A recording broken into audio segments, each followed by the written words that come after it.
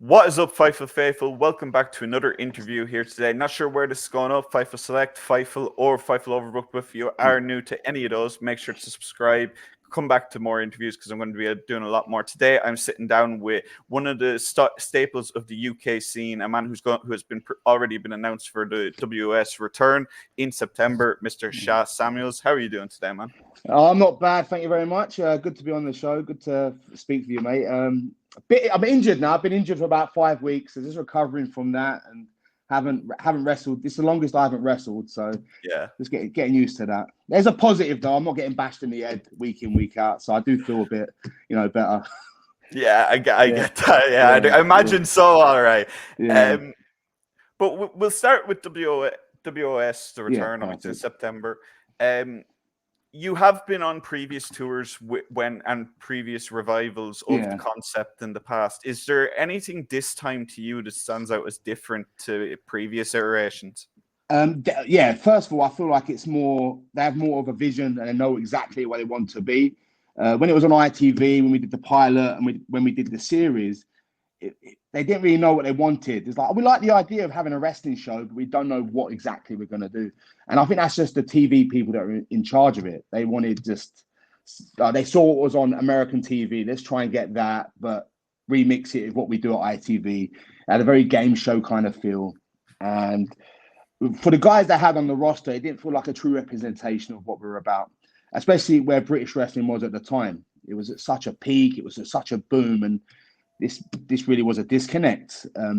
The TV series, but when we did the tours, there was more of a vision. Right? It was like we were going to be a family centric show.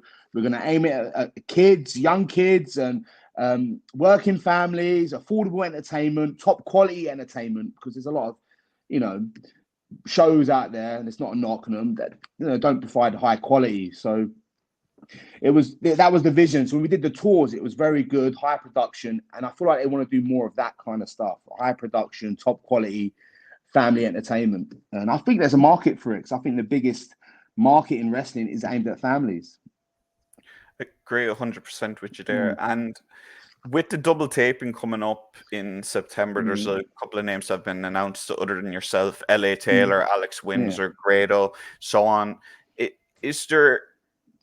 you think that the people that are being announced is that kind of what WS are trying to bring in, people who are family friendly, kind of like Grado, for example, would be someone that stands out as someone who would connect with a family audience far more than, say, a more hardcore audience. Yeah, but this is what I think the misconception with people go. See, when I say family audience, right, I'm not saying you, but I feel like some people who hear that would be like, oh, campy. Shall I punch him in the face? Shall I break his fingers? Now, what are kids getting brought up now? They're watching Raw, and Raw has Seth Rollins versus Finn Balor on the TV. It has high quality matches. Then on the other side, you got AEW. Kids are still finding that out because my daughter, who goes to secondary school, some of her friends found out her dad was a wrestler, and they were telling her they watch AEW. These are 13, 14-year-old kids, so I feel like kids are getting brought up on top quality professional wrestling. So absolutely, I feel like you have to be able to bring it in the ring, even if it's aimed at kids.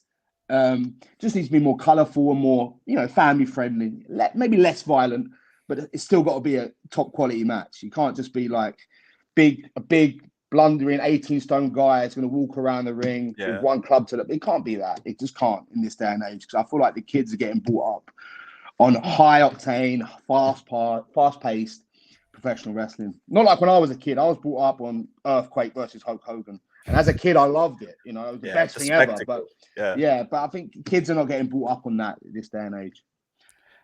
And something that when I spoke to a couple, when the announcement was made, I spoke to a couple of people in the UK scene, some prominent names, and they were all of the belief that WS is something that WWE in particular take a keen interest in. And they feel like if WS can achieve a television deal in the future, and for now it's streaming, for those who don't know, it will be streamed on WS website. If that TV deal goes, as someone who spent such a long time in NXT UK, what's your opinion? Do you think WWE will react if WS can achieve a TV deal, or do you think they'll kind of be like, okay? I think they will, because they did in the past, right? 2016, this pilot came along. I was part of the original 16. We did that pilot. Next thing you know, when we did that, 2 weeks later, press conference at the O2. Oh, we're doing our own thing. And, fair play. I get it, right? But this could be a lighting a firework, and it could explode, and all good things can happen to the British scene, or bad, depending how you look at it. I don't know what fans see, but it could be the springboard for guys to get employment with the big companies, and that is one thing we lack over here. We have a great scene. We have talent of the highest order. I mean, world-class top talent, but we're all victims of geography, and we don't have a big company to work for, unfortunately. So, if this could be a springboard where WOS is doing tours, that means we're getting well paid. And if WWE come in and start, NXT Europe, this could be the reason NXT Europe happens. That's going to be a good thing for the talent, And I get fans would be like, because we see all fans thinking, oh, it's going to be the death of the British scene. It won't be, because it gives the guys and girls something to aim for, and they invest in themselves, and they'll get in better shape, have better training, which means the quality across the board on all shows will go up. Mm-hmm. So, I'm hopeful it is. I mean, not because of any other reason, the fact that we have something here that where we can make a proper career out of it. Yeah. And as someone who's been, you have been around the UK scene for quite a bit. You're a veteran of the scene, one of the longest running veterans of the scene. Yeah. You've been in WOS before. You're a staple of RevPro. Do you think the UK scene is recovered now to what it was before NXT UK? Because a lot of people around that time period and with speaking out and so on, the UK wrestling scene did take a big hit. Oh yeah, it did. Yeah. Do you think it's starting to get to a point now where people are starting to take notice that the UK scene is back to being on the level it was beforehand? I would say so. Just from the shows I've been on the past year, especially, the standards keep getting higher and higher and higher, and that's up to the talent up and down the country. They need to be the younger guys, right? Guys like me, I haven't got the physical capabilities. Not to say I'm knackered or anyway, but I'm older. I don't connect with younger audiences as well as the young guys coming up. It's on them to do it, and I feel like it's starting to happen. I mean, look, we got in August, you got the Copperbox show. I was on the Copperbox show last year for RevPro. That was one of the best shows I've ever been a part of. Top to bottom, it was incredible. And the crowd was hot. And that was in an arena. And that was with thousands and thousands of people. And I felt like, wow, man, this scene's on fire again. Then even with Crystal Palace, when was it? February? When it was Ospreay and Michael Oakley had that match. Same thing, crowd was packed. And top to bottom, it was another amazing show. So the talent is there, and it's not just RevPro. There's promotions up and down the country. I feel like Progress is coming back. I mean, I've never been really a prominent part of the Progress roster. I've done 1 or 2 shows in the past, but I feel like they're finding their feet, and their production value is high. Their shows are high. Their roster is world class. So there's a lot of stuff to get excited for. Yeah. I absolutely agree with you there with what's coming up, especially in August. With that's the thing, when AEW come into town for all these companies, and an example of kind of like AEW helping out, and a match that you're actually involved in was a high stakes, was that scramble match for the international title. You got to work with Orange Cassidy and with all the other lads in that match. What was that match like for you? Did you know in advance? Was it a long-term plan or was it a last-minute plan? Last minute. So I'm not joking. We set that match up the week before in Southampton. I think it was Southampton. We had a nice little 6-way schmoz, and there was going to be a mystery person. And I'm not joking. I've got an hour. We're on first, right? Yeah. Hour before we start, we're less than an hour before doors are opening. We get told what's happening. He gets snuck in the building. And then everything we're there throughout the day, so everything we kind of had laid out, ideas we had, changes, because man, it doesn't matter what we do. It's really about him. The match is made. As soon as he made his entrance, moment of the show. It was one of the best moments on the show.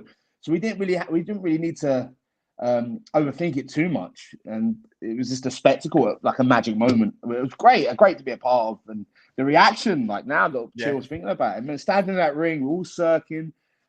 I remember what made it even better was it's a 6-way Scramble, there's a mystery opponent. The mystery guy comes in, Eerie comes out, and I was like, oh, it's a nice addition. And then the music plays, Orange Cassidy comes out, and yeah, so that was a cool moment. Really cool. I can imagine so. And I can't talk about high stakes without asking you about the main event on that card. One of, if not the best matches in British wrestling history.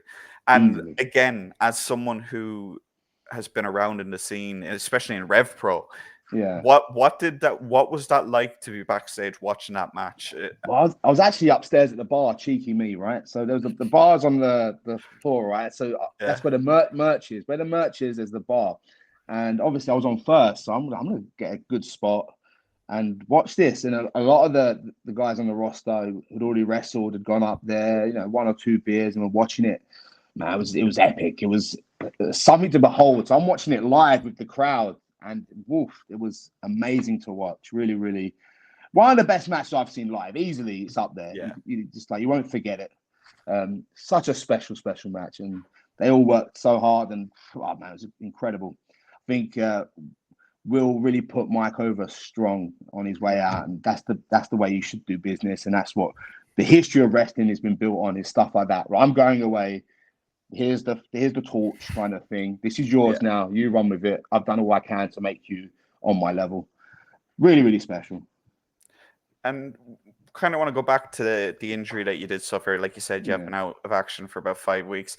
Before that, you were getting a significant amount of momentum on the independents and so on. What is your goal when you do get back into the ring? And is there a timetable? I should be. I'm not that far off from coming back. I was hoping it would be, to be honest, this weekend, but it's not. It's not going to be this weekend, unfortunately. My goal at the start of the year was Copper Box, right? Because I know, as well as my history of RevPro, I've been there since day one, been the champion, this kind of stuff. I love the company. It's probably going to always be my home promotion, right? But my goal at the start of the year, I'm not naive to think like I'm going to get guaranteed a spot, and no one should have that attitude. But there's some guys, you know, are going to be on that show, and some guys have to earn a spot. And I felt like I fell into that category of trying to earn my spot on it.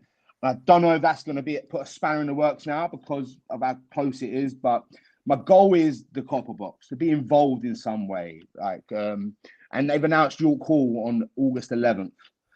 Again, York Hall is my favorite venue. I flag myself as the king of York Hall and this kind of stuff. And because it's so close to my house. And I remember being a trainee 2002 and I watched FWA British Uprising. I don't know if anyone knows what that show is, but it was at York Hall. It was packed. Jodie Fleisch moonsault off the balcony. I'm in the second row. This is fucking amazing. And next year I wrestle. I start wrestling. So that venue has a special part of my heart. So I can come back in some capacity and get on them 2 shows, which is a long shot because it's not enough time to earn the spot. And I don't know if the cards are mapped out and this, that, and the other. But I've got to be hopeful. All I can do from my end is try and get ready. And as you mentioned, York Hall is your favorite venue. And I do want to kind of go back a little there. Back in March with the Revolution Rumble, you had a pretty, let's say, significant spot in that match, chasing Spike Trevay all around York Hall. What was that like to map out? What was that like to have to do? Like, was that something that came into, like, was that your idea? Was it Andy Quilden's idea? Was it Spike's idea? It was Andy's idea. Then it emerged to, like, he wanted us to come back, go out of the match and come back in. But then, like, wrestling gives you anxiety, right? Performance anxiety of every kind, right? Like, when you get to the show, you could be the type of wrestler that I need to have my gear on so I know I'm ready, right? All these anxiety goes through your head. So when I was told that spot, my anxiety was, God, run him, chase him through the crowd, run through the venue, go up the stairs. It's not the biggest backstage, navigate, and then get out of breath. Then, like, you got to cool down, and then you got to go back out and get up. That was my biggest anxiety of just chasing him, running out the venue, then going back in the ring. And also, I don't like whipping people with the braces. I whip them; it hurts. Like, so I couldn't really control it. So that was giving me anxiety as well. But it was fun, man. And you've mentioned the Copper Box as well, and that's such a big show already. There's so much moving parts in that. Like obviously with Stephanie Vaquer being pulled from it, you've got Michael and Luke in what I assume would be the main event. You've got the cruiserweight scramble match. If there was a dream scenario for you to end up on that card, opponent situation, what would it be? I would say cruiserweight scramble, right? And this, I know it's ridiculous. I know last year I did the whole story where I was trying to lose weight to win the cruiserweight championship. I nearly did. And it was a fun story to be a part of, but it was something, it is a title that I've never held, even though, like, so I'd love to do that. But again, to me, to shift the weight, I wouldn't be able to make it. If not, right, I would probably say, random one, right? So wrestling Connor Mills on a big stage, on a big venue. So I worked with him quite a bit last year. We did a couple of 229 shows. Was in tag matches in various other venues up and down the country. Working him, I thought, like, how do I word this? Like, I carried myself up because he's one of the best in the UK, right? So he's wrestling at a high level, right? So I need to make sure I'm trying to compete with him, especially at my age. And you get doubt. I'm 39, right? Nearly 40. So I get doubts and fucking, can I still do this? And you work with someone like him, and it forces you to be at a high level. So I loved every second of working him, resting him. It was physical, it was rough, it was tough, and I think he brought the best out of me. So if I could, we never got to do it at York Hall or something like that, but we could do that at the Copper Box. I'd love that. Love that. We had a brief spot in the scramble match last year at the Copper Box, but a one-on-one match would be incredible with Connor Mills.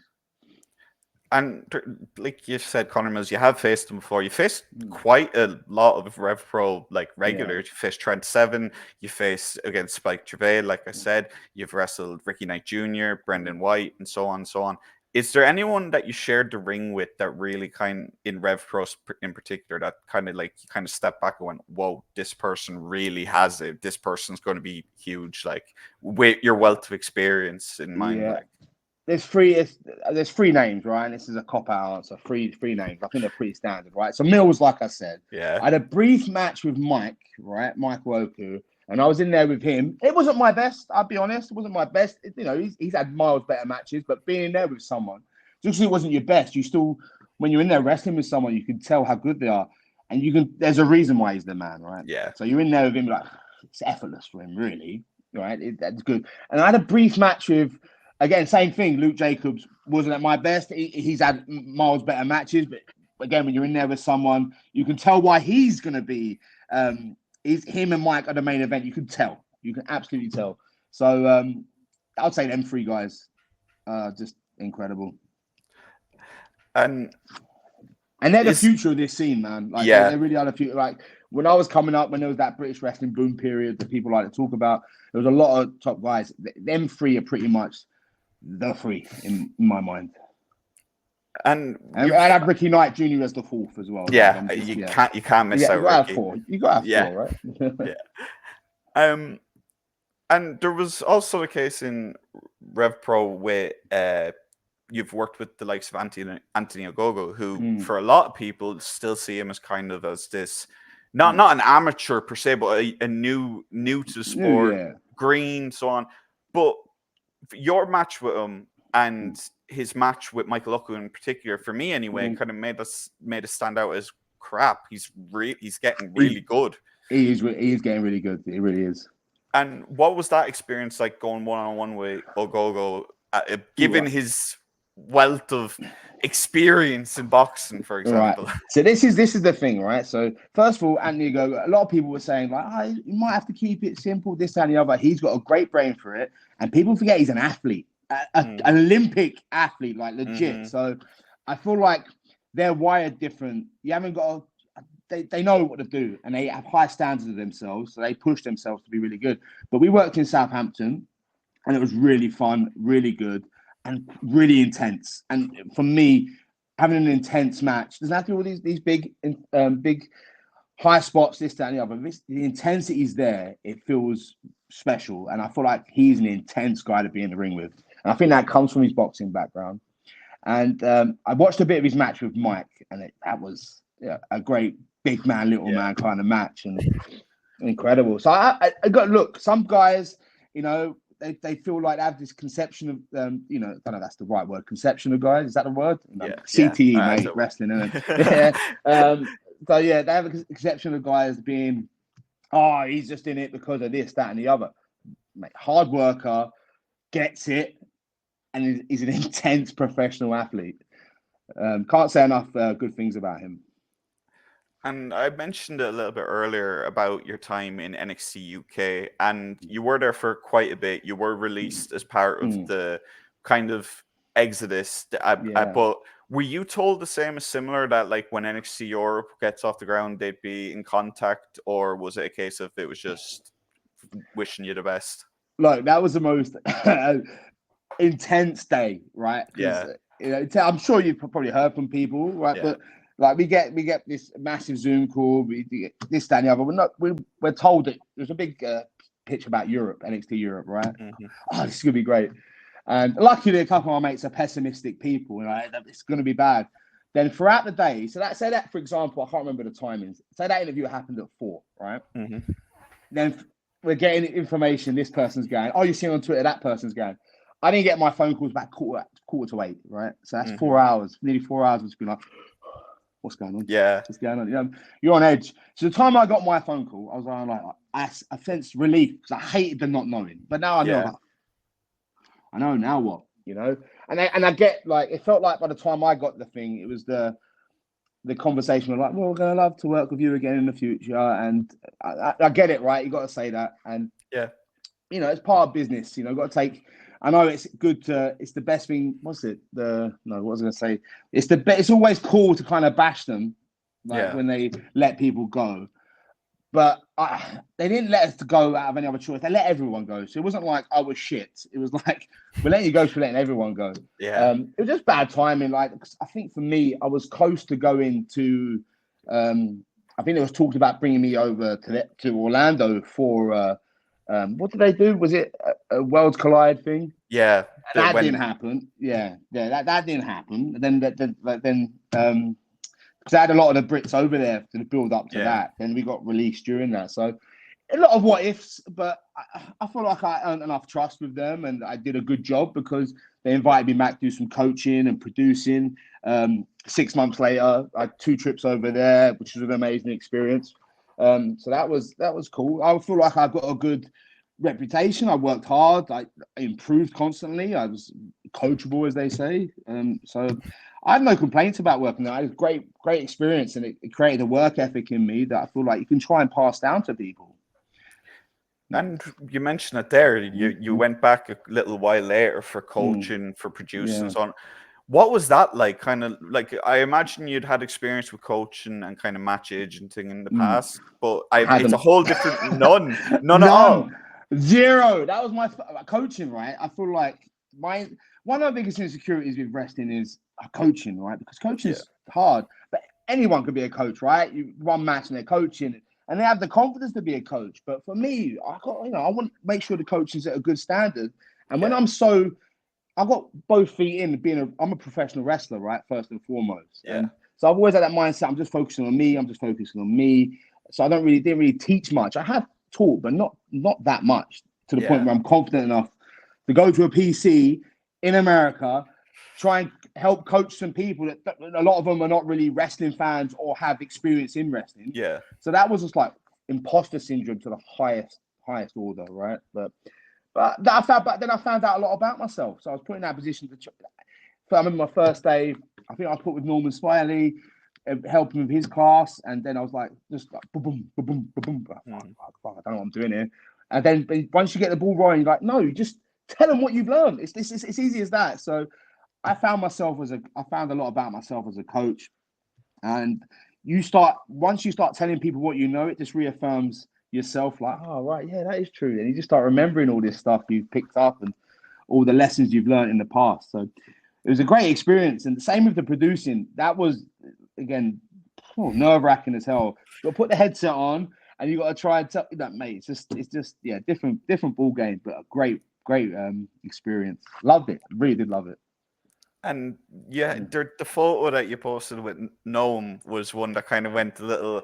I remember because I remember kind of seeing that picture and I was like, is he re-signing with them again? Like it was so confusing at first, but like but it was just I saw just this outpouring of like praise and like it's just a lot of people assuming that you had. Yeah, but like a lot of people thought, but I mean, I remember there was one day someone told me one of the websites is saying you're at the PC. I went, well, I ain't said nothing, and I'm just walking around really nearly. Someone So saw you, like yeah.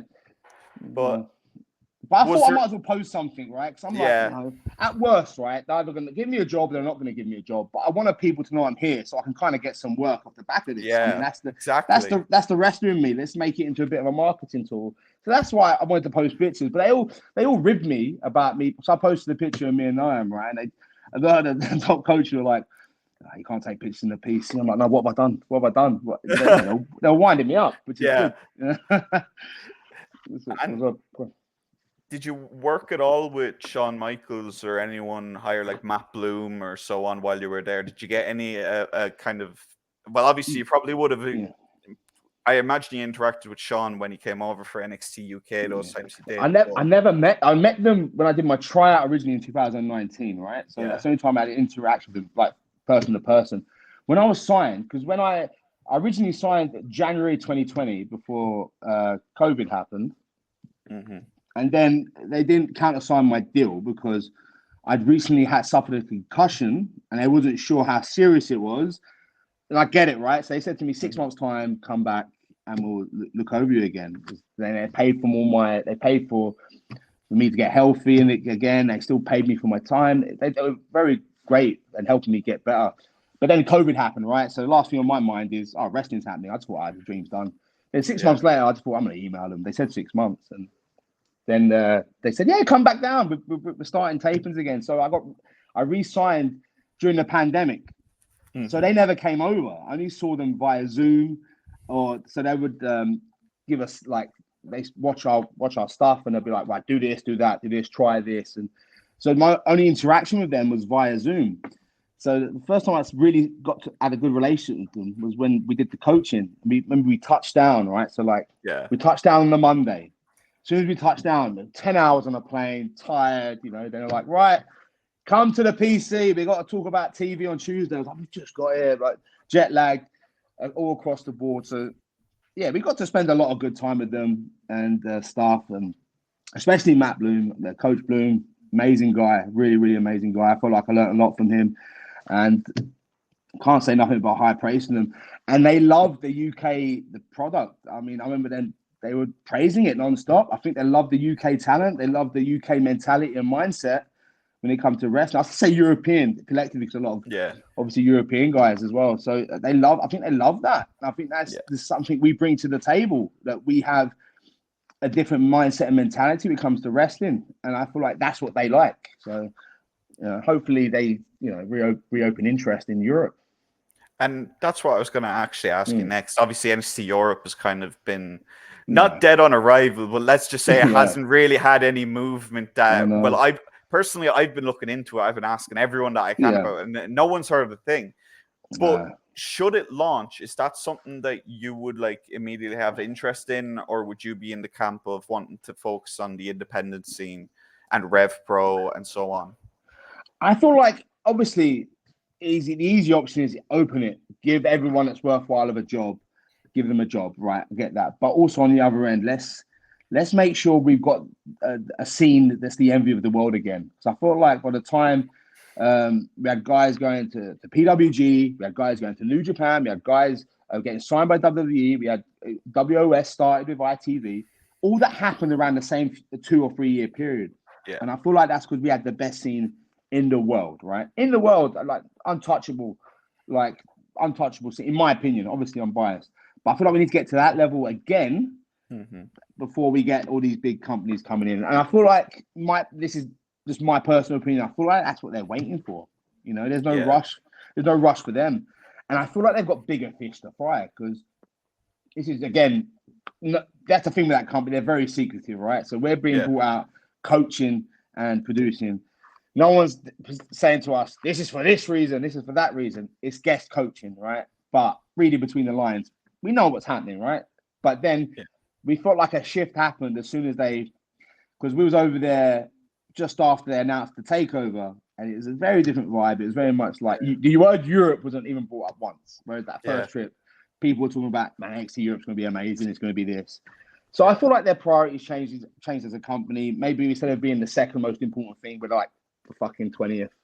Yeah. So, but I feel like there's always going to be a desire to do it, because what's the one thing a big company like that needs to survive? Talent. And the best thing they can do for talent is make their own talent. And they've had a good track record of it. So they can't just keep bringing hundreds of people to Orlando all the time. They set up, I think the goal is set up, other brands and cherry pick who they think is the good. But I don't know if that's good or bad for the whole industry as a whole, but I just know 90% of people who got into wrestling is their dream to wrestle for the WWE. So I feel like a lot of people would want that. And one final question on WWE and just the coaching. Like last year when you did go, the people that you would have been coaching that hadn't really reached TV yet are now on TV, and they're catching the imagination of a lot of people. Like you've got the likes of Kalani Jordan, Sol Ruka, Trick Williams was already established by that point, but he's gotten even bigger. Was there any of those talent while you were there? I know you were only there for a short stint. It was you were mainly focused on yourself, as you said. Yeah. But was there any of them that, like, at the PC that stood out to you even then, like maybe a beginner who's now on TV now or so on? I don't want to say her name wrong, so tell by my accent, I say a lot of things wrong. Kalani Jordan, right? Yeah. I said it right. Yeah. I said it right. Right. Yeah. She was there when I was there. She was pretty new, and she did promo classes. I remember I was in a promo class. She did, which was very good, and she was in John Moss's class, I believe, and she was in there smashing it, mate. You could just tell. So she's not surprised that she's where she is, because she was just a great talent. But see, all the people that have no experience in wrestling, they have experience in other forms of like athleticism, and they pick it up amazingly. Like just seeing how people don't really know what wrestling is. I mean, like people will be doing it for like a month, then you see them, and in the span of 3 weeks, you could have a match with them. Like it's crazy how they got things going in there. But yeah, definitely heard. There's a tag team that called Hank and Tank. I don't know they're on TV much, but they are. I thought they were amazing. A great, especially Tank. Like I'm a big fan of that kind of baby face. Yeah, reminds me of Grado, because Grado's my favorite wrestler in the world, right? Grado is my favorite wrestler in the world, and as he's someone I love working with, and he reminds me of that, just charisma, just exciting. I want to be his mate, kind of thing. So I feel like there's a big future with him as well. And so, rotate back to RevPro. You mentioned the cruiserweight title. As you mentioned, you're of the older generation of the British wrestling scene, and you want to face Michael again. Is that something that, like, is the undisputed British championship something that's in your goals, or is it kind of, do you feel like your time for that might have passed? I'm stupid if I say it isn't, right? Because when I won the title, and I think by the time I had the title, it was a smaller company, and I think while I was champion, it just got to York Hall, and then it took off. So my ego tells me, no, I'd like another run with it, and have a go at these bigger shows when there's more eyeballs on the product. But also, I feel like that time has gone now. I feel like if I became champion, it'd be like the eye roll emoji. It'd be like, oh, what's this? Come on, and that's me being realistic. Yeah, I feel like it's guys like Mike, it's guys like Luke Jacobs, Ricky Knight Jr., Connor Mills, even Robbie X. I feel like the new guys are Zoa. I think that's your top 6 guys right there. That's your championship division for the next 2-3 years. Like, everything goes to plan. And one final question before we do wrap up, man. You've been fantastic, but it's more of a personal one.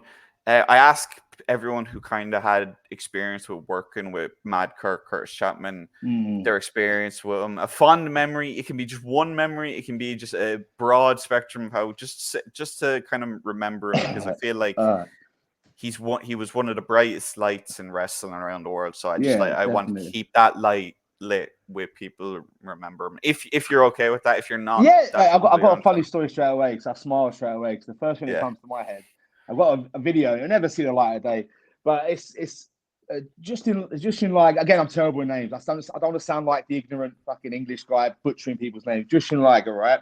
His last show in the UK, RevPro, I think it was Gloucester or Cheltenham, run them things. we all went out to, this is going to sound so like stereotypical. Do you want to go Wagamama's? She likes, we all went to Wagamama's, right? And we're in there drinking sake, and it was me and Mad, I'm opposite Mad Kurt. And he was just Kurt then. He's just trying to do this Mad Kurt gimmick. And I remember we all cut a promo, you're Mad Kurt, Mad Kurt, Mad Kurt. He just downs all this fucking sake, and he's like the skinniest guy in the world, and he just went straight through his head. It's just funny. Just always remember him just down that. I'm Mad Kurt, and he did it. I was like, wow, yeah, like, not bad. You're being stupid now. Don't drink too much, because he was like this small guy. Sounds like him, all right. Yeah, that was a fun. I mean, the whole roster was there. We were Wagamama's, and I think we all, like, they didn't know what was going on. We're part of a wrestling show. They were confused. We just said it was Justin Liger's birthday, and you know, they made it. They're just like, all right. Yeah, just none of you get sick in the press, basically. Mate, it was a fun day. Yeah.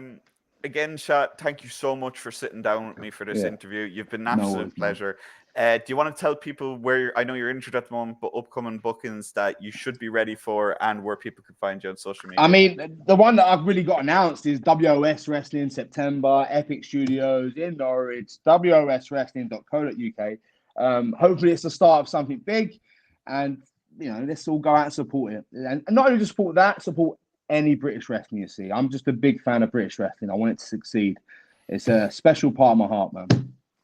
And you want to tell people where they can find you on social media? Oh, at Sha Samuels on all social media platforms. I don't post much these days. Yeah. I'm getting secure, but you know, yeah, for the best. We're the best, mate. You know what I mean? So, yeah. So I'm TikTok stupidly. I don't know why I got that. I don't do any dances. I've got Instagram. I've got Facebook. I've got Twitter, X, whatever. Just come find me. I'm pretty boring these days.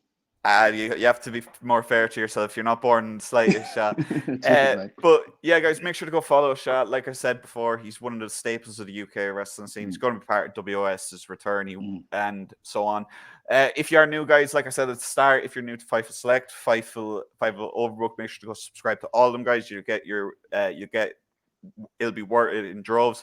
Don't know what the next interview will be, guys, but I'm looking forward to the next one. Make sure to come back, and we'll see you all next time. Thank you, Corey.